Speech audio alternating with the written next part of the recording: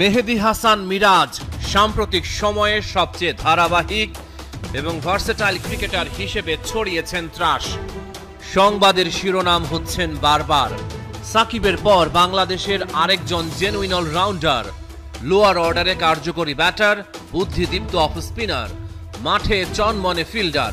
Miraj 3-in-1, বল হাতে wicket শিকার আর bat হাতে করছেন গুরুত্বপূর্ণ রান। ভারতীয় সংবাদ মাধ্যম বলছে এই বোলিং অলরাউন্ডার 2025 সালের আইপিএল নিলামে হতে পারেন হট কমোডিটি, কারণ বিভিন্ন পরিস্থিতি এবং চাপের সাথে নিজেকে মানিয়ে নেয়ার গুণে সমৃদ্ধ তিনি। কিছু দল আসন্ন নিলামে সম্ভবত তার দিকে নজর রাখবে।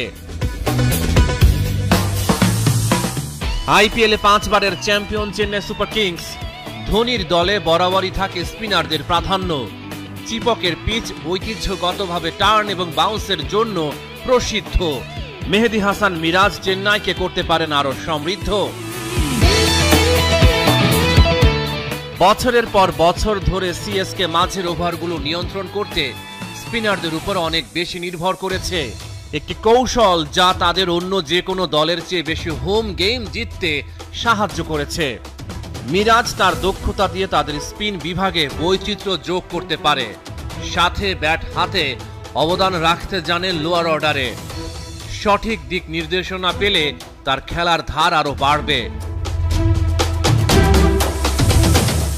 আইপিএল এর বর্তমান champion Kolkata night Riders.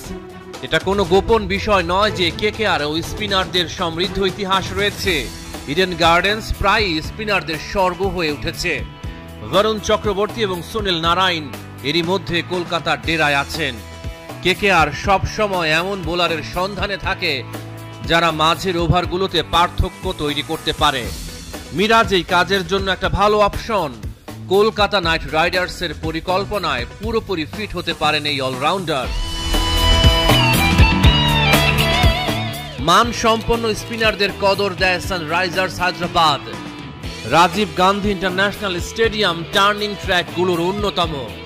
Miraj হায়দ্রাবাদের বোলিং অস্ত্রাগারে আরো একটা চমৎকার সংযোজন হতে পারেন।